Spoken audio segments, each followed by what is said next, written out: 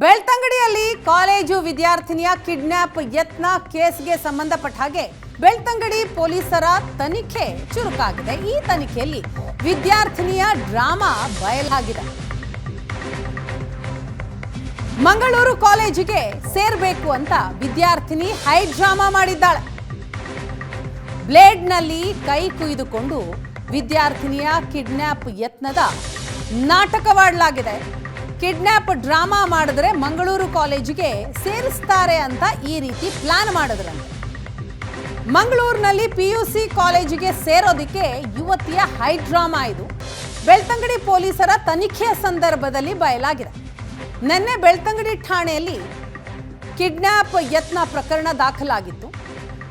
ಬ್ಯಾಗ್ನಲ್ಲಿರೋ ಪುಸ್ತಕಗಳನ್ನ ಮನೆಯಲ್ಲೇ ಸುಟ್ಟು ಹಾಕಿದ್ದ ಬಾಲಕಿ ಸ್ಕೂಟಿ ನಿಲ್ಲಿಸಿ ಬ್ಲೇಡ್ನಿಂದ ಕೈ ಕೊಯ್ದುಕೊಂಡು ನಾಟಕ ಆಡಿದ್ಲು.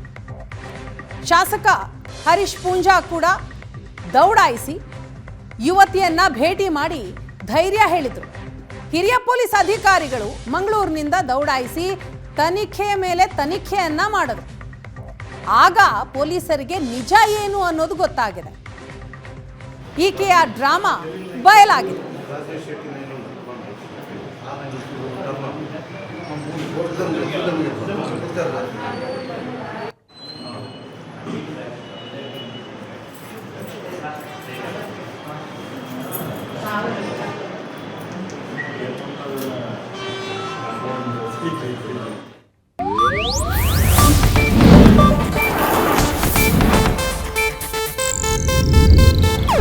ಇದು ಏಷ್ಯಾನೆಟ್ ನ್ಯೂಸ್ ನೆಟ್ವರ್ಕ್ ಪ್ರಸ್ತುತಿ.